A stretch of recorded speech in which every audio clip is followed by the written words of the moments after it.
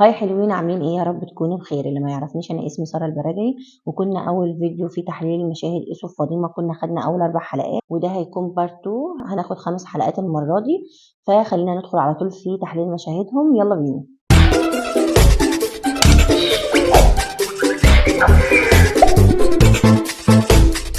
اول حاجه كان اخر مقطع اتكلمنا عنه، كان مقطع لما هي راحت العياده لايسو وهو اعتذر ليها، وساعتها هي اتاثرت باعتذاره. فده هيكون اول مشهد ليهم في الحلقه الخامسة. كانت اول مكالمه ما بينهم لما قالت له ينقذ الحيوانات بتاعتهم، بعد ما هي كانت المسيطره في العياده وشمتانه في ضعفه. دلوقتي هي اللي محتاجاه له، هي جايه تطلب منه حياه الحيوانات اللي عيلتها بتعتبرها كل حاجه ورزقها. لغه الجسد عينيها فيها لهفه وخوف حقيقي، هي مش بتطلب منه كعدو، هي بتطلب منه كامل وحيد. وهنا كان ايسو شجاع وصراحه على طول. هو لو كان عاوز يخلع او يريح دماغه كان ممكن يوعدها ان هو يحاول والموضوع هينتهي على كده، لكن لما قال ان عمه عمره ما هيقول له، ده دليل على ان هو بيتعامل معاها بصدق كامل. كلمته دي هو بيبرأ نفسه قدامها، كانه بيقول لها انا لو في ايدي حاجه هعملها، بس المشكله في عمي. نفسيه ايسو في الوقت ده، فاطمه بتطلب منه مساعده وهو متكتل، هو خارج من العياده متهان بسبب عادل لما رماه للخرفان، بس بالرغم من ده هو مش شايل منهم، هو شايل من عجز نفسه قدام شر عيلته. ندخل في تاني مشهد لما اتقابلوا وهما رايحين يجيبوا عروج وإليني وعادل.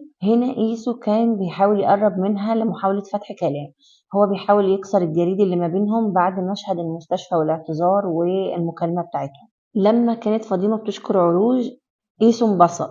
ايسو هنا شخصيته بتبان ان هي متعلقة جدا بأي تقدير يجي من ناحية فاطمة، فلما شكرت عروج هو اعتبر ده بادرة خير او كسر للجليد اللي ما بينهم. انبساطه ما كانش لمجرد الشكر، هو انبسط لان الجو العام بدأ يهدى، ولان فاطمة بدأت تتعامل وتظهر الجانب اللين منها. فاطمة في المشهد ده بتحاول تلعب دور الشخصية اللي بتحاول تحافظ على كبريائها، بس في نفس الوقت هي حقانية. هي مش بتشكر لمجرد المجاملة، هي بتشكر لان الموقف استدعى ده. رد فعل عادل لما قال لي ايسو ما تهزرش او ما تزودهاش، هو فاهم حركات ايسو كويس وفاهم ان هو ممكن يسرح في التفاؤل. جملته كانت لاعاده ايسو لارض الواقع، اننا لسه في مرحله الجد ومفيش داعي للهزار او انك تفكر ان الموضوع بقى بسيط. عادل كان بيحاول يسيطر على الموقف عشان يفضل في اطار الرسميه والاحترام وما يتحولش لهزار ممكن يقلل من هيبتهم او يضايق فاطمه. ندخل في المشهد اللي بعده، مشهد المناقره ما بينهم لما كانوا رايحين يشوفوا بالي. لما قالت له ما شاء الله على عقلك، فاطمة بدأت بسخرية واضحة من تفكير إيسو ورد عليها بنفس الطريقة. ده يبين إنهم في نفس المستوى من اللسان الصليب، ومحدش فيهم مستعد يتنازل أو يبان إن هو الأضعف. مشهد بقى لما إيسو وعروج كانوا رايحين يجيبوا إليني عشان مامتهم كانت تعبانة وكده. المشهد ده أنا بحبه. هنبص هنا لما عرف من شاكر إن فاطمة وإليني في بيت أيبوهان. شوفوا تعبيرات وشه، غيرة معدية، شوفوا كانوا بيعض على شفايفه، فهو بيغير عليها من أول لحظة حرفيا. وبعدها دخل لقاها بتأكله. الله هل كان غيران؟ واضح، يعني واضح. أيوة، الغيرة كانت واضحة وصريحة في نظراته لأيبوهان. الغيرة هنا ما كانتش بس عشان هي بتأكله، لكن عشان فاطمة ظهرت بجانب حنين وناعم لشخص تاني اللي هو أساسا بيغير منه من أول ثانية. إيسو متعود على فاطمة بأنها الشخص المستفز والشخص القوي، ولكن لما شافها في الوضع ده أو الجانب ده غار. هنلاقي فاطمة خرجت لسببين.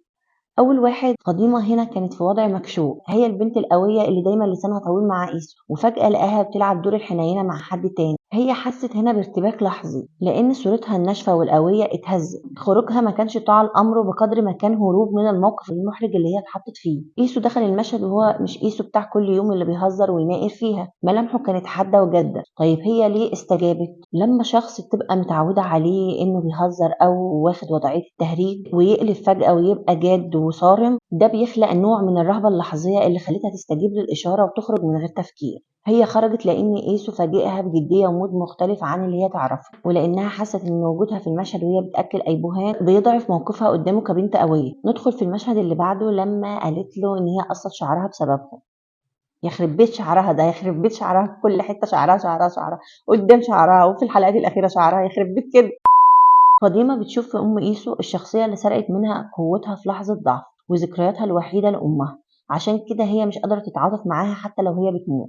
لما قالت له لو أمك ماتت وقتها بس قلبي هيبرد، الجملة دي صادمة وقاسية جدا لكنها طالعة من وجع حقيقي. فاطمة هنا بتستخدم لسانها كسلاح عشان ترد الوجع اللي عانته لما شعرها اتقص. في المشهد ده قيسو في أصعب حالاته، هو بين نارين، هو بيحب أمه رغم غلطها وخايف عليها من الموت، وفي نفس الوقت عنده مشاعر من ناحية فاطمة اللي بتدعي على أمه بالموت. الصدمة هنا قيسو كان عنده بصيص أمل إن فاطمة ممكن تلين، لكن كلامها القاسي ورجوعها لموضوع قص الشعر فكروا بالذنب اللي هو نفسه شارك فيه لما خطفها. ندخل في المشهد اللي بعده لما فاطمة كانت واقفة وراه وهو بيبكي على أمه. المشهد ده يعتبر من أجمل المشاهد اللي بتبرز فيه التناقض في علاقة قيسو وفاطمة. هو في قمة انكساره وهي في حيرة بين كبريائها وإنسانيتها. قيسو اللي دايما بنشوفه الشخص اللي بيهزر أو المندفع هنا ظهر بصورة مختلفة تماما. لغة الجسد كان موطي بظهره ونظراته الضايعة في الأرض بتوحي بحجم الهم اللي هو شايله. هنا هو مش عدو لفاطمة، هو مجرد ابن خايف يفقد أمه. سكوته في حضور فاطمة المرة دي ما كانش عجز عن الكلام، هو ما عندوش طاقة يجادل،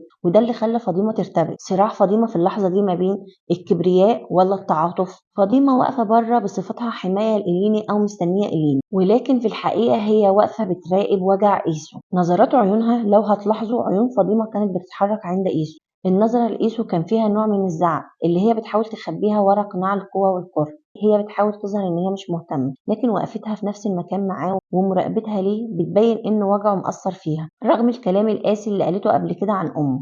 فاطمة هنا ما عملتش اي حركة عدائية، وده في حد ذاته تنازل كبير منها. هي سابت له مساحة يحزق، وسابت لنفسها مساحة تشوفه كإنسان بعيدا عن الصراعات اللي ما بينهم. المشهد ده بيبين ان الوجع بيوحد القلوب. فاطمة اللي كانت بتدعي على امه بالموت ما كانتش قادرة تشمت فيه وهو مكسور قدامها بالمنظر ده. وقيسو اللي كان ممكن يثور عليها بسبب كلامها فضل انه هو يلجأ للصمت قدامها وكأنه بيعتذر عن اللي حصل. سؤال قيسو لما قال لها انت زعلتي عليا، الذكاء العاطفي. قيسو هنا ما كانش بيسأل سؤال عادي، هو بيحاول يورط فاطمة في مشاعرها. هو لاحظ نظرات الزعل في عيونها وهي بتراقبه، فكان عاوز يسمع منها اعتراف بانها بتهتم ليه. طبعا في اللحظة دي فاطمة هاجمته فورا وبقسوة لانها خافت ان قيسو يكشف ضعفها او يفكر انها سامحته. هجومها كان وسيلة لترميم جدار العداء اللي بدأ ينهار بسبب تعاطفها معاه، وهي ردت بكلمات حادة عشان تأكد لنفسها وليه إن مفيش حاجة اتغيرت وإن موضوع الخطف وقص الشعر لسه جرح مفتوح. الجميل في المشهد ده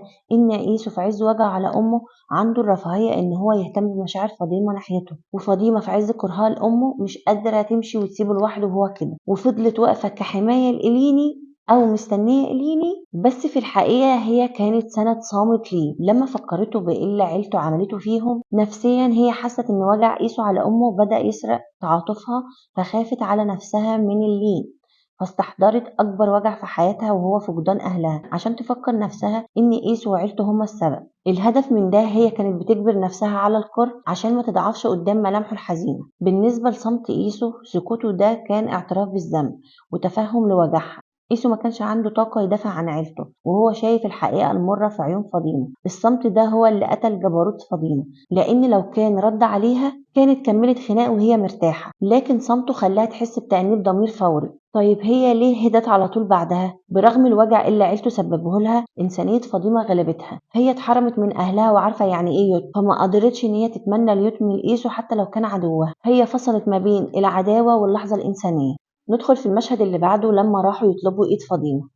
انا مش بحب المشهد ده، اي مشهد فيه اهانة لإيسو انا مش بحبه، سوري يعني.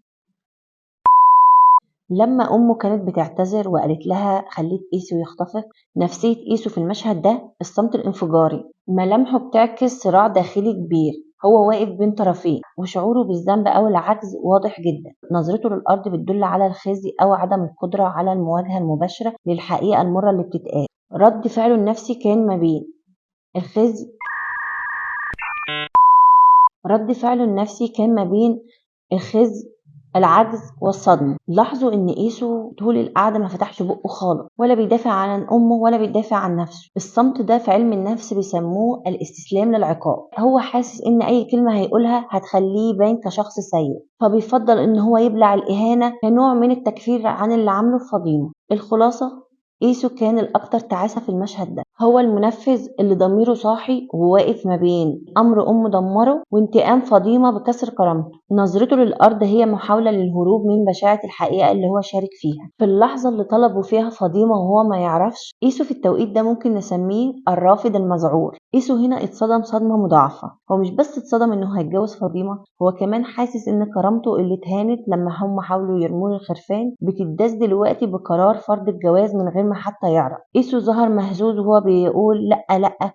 في التوقيت ده فاطمة كانت بتراقبه وهي مبتسمة كأنها عاوزة تقوله بص انت أداة في ايد امك زي بالظبط لما خطفتني. مشهد لما راحت تديله القهوة، إيسو حس ان الارض بتتسحب من تحت رجليه، خصوصا لما الكل ضحك. جملة لو مت مش هاخد القهوة من ايدك هي محاولة يأسة منه عشان يثبت ان هو عنده كلمة. هو عارف ان هو غلطان في حقها وندمان على ده، بس لما الموضوع وصل للتهزيق قدام العيلة غريزة الدفاع عن النفس اشتغلت. إيسو هنا كان بيحاول يقلب الطاولة ويحسسها إن هو اللي مش عاوزها مش هي اللي رافضاه. المشكلة إن إيسو جواه صراع بشع، هو ندمان عن اللي عمله وعاوز يصححه، بس أسلوب فاطمة الهجومي خلاه يتحول للدفاع. بالنسبة لفاطمة لما قالت مستحيل أقبله كسهر الأخويا، هي هنا بتعكس الأدوار. بعد ما كانت ضحية ومخطوفة، هي دلوقتي صاحبة القرار والكلمة الأخيرة. هي بتذله برفضها زي ما هو ذلها بخطفها. كمان اختبار الرجولة، كلامها عن المرجلة وإن هي عاوزة زوج يليق بأخوها هي طعنة لرجولته اللي اهتزت لما سمع كلام أمه خطفها. فاطمة هنا كانت بترد اعتبار لنفسها قدام الكل، وإيسو كان بيغسل ذنبه بإنه متحمل الإهانة. لما وصفته فيما معناه بابن أمه، هنا هي كانت بتقتل اللحظة اللي اتأثرت فيها في العيادة لما هو اعتذر. هي بتهينه عشان تستفزه، عشان تطلعه من دور الابن المنفذ لأوامر أمه. هنا بالنسبة ليها الموقف اتغير 180 درجة. إيسو هنا مش إيسو الإنسان اللي اتأثرت بكلامه في العيادة، هو إيسو اللي جاي يطبق أوامر أمه.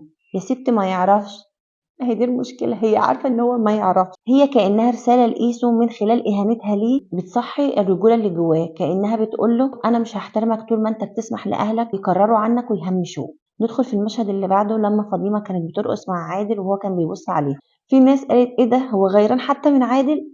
أكيد لأ طبعا. يعني الدقيقة في المشهد ده مش نابع من الشك في عادل، هو قاعد بيتفرج من بعيد ومش قادر يكون هو الشخص اللي بيشاركها اللحظة دي قدام الناس. نظرته للإيدين تحديدا بتعكس رغبته في إن هو نفسه يكون مكان عادل. ندخل بقى في آخر مشهد في فيديو النهاردة لما هي دخلت عليه الشركة وراحت جاية شادة التليفون منه وقاعدة بقى قعدة الباشا وحاطة رجلي على رجلي في وشه. فاطمة في المكتب مش بتهاجم، هي بتمارس نوع من التحكم العاطفي. الوضعية اللي قعدت بيها على الكرسي وإنها حطت رجل على رجل قدام مكتبه هو إعلان للسيادة. هي بتقوله أنا مش بس مش خايفة منك، أنا كمان قادرة أخد مكانك. دخولها المكتب وإن هي خدت التليفون من إيسو وقعدتها على الكرسي كلها إشارات لغة جسد بتقول أنا اللي بمسك زمام الأمور هنا. هي عارفة إن إيسو وراه بركان غضب، وهي بتستمتع بإنها الوحيدة اللي بتقدر تطلع البركان ده. لما قعدت تقول له بو بو بو وبتتكلم عن اليونانية وأمه، هنا هي بتضربه في أكتر حاجتين بيعصبوه، كرامته كرجل وارتباطه بقرارات أمه. هي لسه مصرة على صورة ابن أمه وبتحاول تثبت له في كل موقف إنه لسه محتاج يثبت رجولته ليها. إيسو هنا في مرحلة الغليان المكتوم، هو مش قادر يسيطر على أعصابه. حركته لما مسك وشه بعصبية بتعكس قلة الحيلة، هو مش عايز يأذيها تاني لأنه ندمان، وفي نفس الوقت مش قادر يسكت على إهانتها. نظرته ليها وهي بتستفزه هي مزيج ما بين الغيظ والإعجاب. هو معجب بقوتها وشخصيتها اللي ما بتخافش منه رغم اللي عمله فيها. صمته في لحظات كتير هو ضريبة بيدفعها مقابل الخطف. معلش يا ابني معلش، كان يوم اسود يوم ما خطفتها. هو حاسس ان ليها الحق فيه انها تعمل كده، وده اللي بيخلي عنده صراع داخلي كبير ما بين كرامته كراجل وما بين ضميره اللي بيأنبه. لما رفع صبعه وقال لها هش انا مش هاخدك، دي كانت محاولة يأسة منه عشان يرجع هيبته اللي ضاعت قدام سخريتها. هما واخدين وضع الشد والجذب. المشهد في المكتب بيجسد صراع مين يكسر التاني الأول. هي بتحاول تكسر كبريائه عشان تضمن إن هو مش هيأذيها تاني وتثبت لنفسها إن هي أقوى منه، وهو بيحاول يمتص غضبها وفي نفس الوقت بيحاول يحافظ على بقايا هيبته قدامها. وبكده نكون خلصنا تقريبا 9 حلقات ممكن الفيديو ده يكون مش طويل زي الفيديوهات التانية، والفيديو اللي بعده إن شاء الله هاحاول برضه ناخد كمان 5 حلقات والّا حاجة، لحد ما نوصل مع العرض ونحلل كل حلقة بحلقتها. وبس كده، أتمنى يكون الفيديو عجبكم وتكونوا فهمتوا حاجات كتير أنتم ما كنتوش واخدين بالكم منها. وما تنسوش طبعًا تعملوا لايك واشتراك، وكومنتاتكم كالعادة هي اللي بتحفزني حقيقي إن أنا أكمل، وأشوفكم على خير إن شاء الله في فيديو جديد. سلام.